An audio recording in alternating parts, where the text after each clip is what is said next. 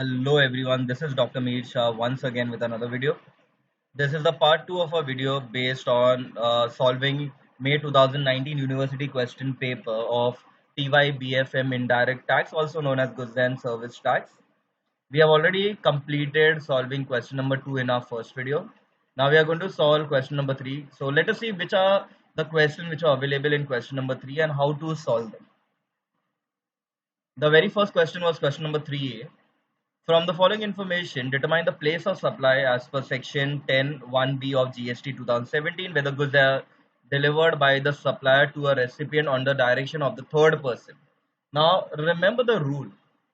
Whenever goods are delivered on the direction of the third person, the rule is the place of supply will always be the location of the third person. Okay. Again, I repeat, whenever goods are delivered by the third person, or goods are placed by the third person, the rule is your place of supply always will be the location of the third person. They are giving you serial number, supplier, location of the buyer, recipient, and place of. Actually, this question there was a slight issue. Actually, the question was supposed to be place of delivery of goods, okay, which was given in the fourth column, and they're asking us to find the place of supply and also determine the nature of supply and type of tax liable. So very simple to solve. First, we note down the same column as it is: supplier ka location, location of buyer, recipient, place, and now we need two extra column. One will be place of supply, where we'll be noting it, and CGST and SGST based on what nature of the or what tax is liable. Now remember again, since it is the third person wala sum, the rule is very simple. Whenever there is third person involved, the location of the third person will become the place of supply. So in our first case, Mr. Alok Indore, your place, the third person name is Alok and he's from Indore, so our place of supply will become Indore. Location of the supplier is from Indore, place of supplier is also Indore, both are in the same state. If it is same state, it will be known as intrastate, and CGST and SGST will be charged. Okay. Second may again location of the third person is Surat. So your place of supply will become Surat. We compare location of the supplier with place of supply. So Indore and Surat, two different state. So it will be a interstate IGST. Next, he is from Mumbai. The third person from Mumbai. So my place of supply will be Mumbai. Mumbai and Indore, two different state, interstate IGST will be given. Last, Ramesh is from Surat. So Surat is a place of supply. Surat and Indore again two different state, interstate IGST. That's it. It was as simple as that. We need to note down the place of supply, and then if it is from the same state, okay, then we have intra. If it is different state, it will become inter. So this is how you'll have to solve question number 3A. Now let us check the next one, question number 3B. Determine the time of supply of goods on approval basis as per provision of GST in the following independent cases. Now, how will you identify if the goods are based on approval basis? There has to be something called as acceptance. The moment you see acceptance by recipient, always remember it will be based on approval of goods on approval basis. Now, the rule is to find the time of supply. In case of supply on approval basis, the time of supply is earlier of issue of invoice. So I have date of invoice, date of receipt of payment, so I have date of receipt of payment, and 6 months from the removal. So we need one more extra column where we need to find 6 months from the removal or from the date of removal. So now same column as it is, I need two more extra columns, 6 months from the date of removal. So from the date of removal, we'll go 6 months ahead and we note it down. Thereafter, date of invoice, date of payment, and 6 months, whichever is earlier from these three dates, that will become your time of supply. So remember, whenever you go 6 months ahead from the date of removal, again now so it's very simple. Okay, 12th December, when we go 6 months ahead of that, it will become June. So it will become 13 June, 1 day extra. Okay, just take 1 day extra when you're going 6 months ahead. So it will become 13 June. So now 16th July, 25th July, and 13th June. So among the three, whichever is the earlier. Now among the three, this is the earliest date. So my answer will become 30th June 2019 as my time of supply. Again, 15th December, when we go 6 months ahead, it will become 16th June. Again, 13th March, 22nd Feb and 16th June. The earliest is 22nd Feb. So 22nd Feb will become your time of supply. 16th December, when you go ahead, it will become 17th June. Okay, again 19th June, 20th June, and 17th June. So the earliest is 17th June. So that will become my time of supply. 20th December, so it will come 21. 13th March, 20th Feb, and 21st June. So 20th Feb is the earlier date. 21st December, when you go ahead, it will become 22nd June. 25th June, 20th June, and 22nd June. So 20th is the earliest date. Last 25, so it will come 26. 11th March, 21st March, and June. So 11th March is the earliest. So that will become your time of supply. Okay, so this was question number 3B. Now, with the option of question 3A and 3B, we had question number 3C or 3D. Okay, so let us see which are the other or option in question number 3. From the following information, determine the place of supply in the following cases where the goods are assembled and installed. Now again, come back to the rule. The rule for place of supply for goods assembled and installed is wherever the goods or wherever the goods have been assembled or installed, that place will become the place of supply. They are giving you supplier of the location, recipient of location, and place of assembly or installation of goods.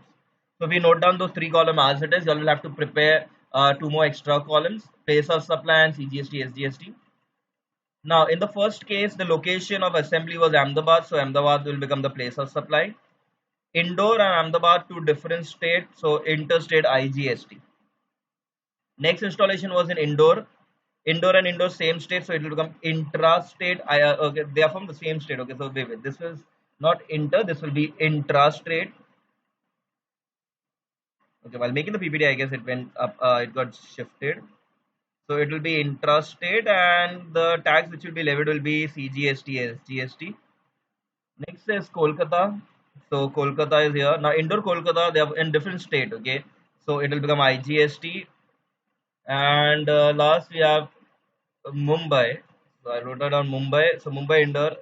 Okay, it is interstate. Okay, this is interstate. So this was the one, I guess it went upside down, and the tax will be IGST. Very simple. So place of supply where you have installation, wherever the goods have installed, that place will become your place of supply. If they are from the same state, CGST, SGST, different state, IGST. Okay, as simple as that. So that was question number 3C. Now let us jump to the last question in your question number 3, that is 3D. Determine the time of supply of goods as per the provision of GST in the following independent case under RCM, reverse charge mechanism के लिए under the for goods. Okay, let us check first what are the rules. The time of supply of goods in case of reverse charge basis is the time of supply will be earliest of date of receipt of good. Okay, we have that. Date of payment, we have that, and date immediately following 30 days from the date of issue. So I need one extra column, 3 columns. We need one extra, that will be 30 days from the date of invoice. 30 days from the date of invoice, and thereafter earliest of date of receipt, date of payment, and date of invoice. Whichever will be the earlier, that will become your time of supply. So 20th December. Now remember, if it is in the month, okay, whenever you're going 30 days ahead, okay, remember this very carefully. Okay, if the month, the invoice date, if it has a 31 days month, so whenever you go ahead, you will have 1 day less. When you go in the next month. If it is a 30-day month, it will be same, and if it is a 28 days, then it will be 2 days less. Okay, so for example, now this was 20th December. December is 31 days, so 30 days ahead of that will become 19 Jan. 1 day less. 14th Feb. Okay, now again Feb, as I told you, Feb won't be 2 days, it will again be 1 day only. Okay, so Feb was 28 days, so when you go ahead 30 days, it will become 13 March. Okay, next is 24th August. Now August is 31 days, so when you go ahead, it will be 1 day less. May is also 31, so 1 day when you will go, it will go 1 day less. July is 31, so when you go ahead, 1 day less. October is Again, 31 day when you go ahead will be 1 day less. Okay, so we have to get that 30 days from invoice. Now, very simple. Now we just have to compare these three, whichever is the earliest will be your time of supply. 16th November, 29th November, and 19th Jan, but this is 2019. So 16th November is the earliest. In the next, 15th Feb, 14th Feb, and 13th March. So 14th Feb is the earliest. 30th August, 15th Feb, and 23rd, September. So I guess 15th Feb is the earlier date. 24, 8, 38, and 5, 6. So 6 is the earliest month. So 5, 6. 6, 7, 6, 8, 5, 8, 6, 7 is the earliest. So 6, 7 will be the answer. And last, 2, 7, 19, 10, and 15, 11. So 11, 10, 7, 7 is the earliest. So 2, 7, uh, 2, 7, 19. Okay, so it was like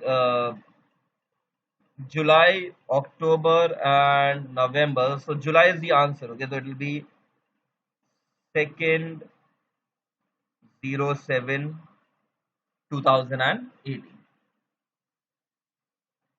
Okay.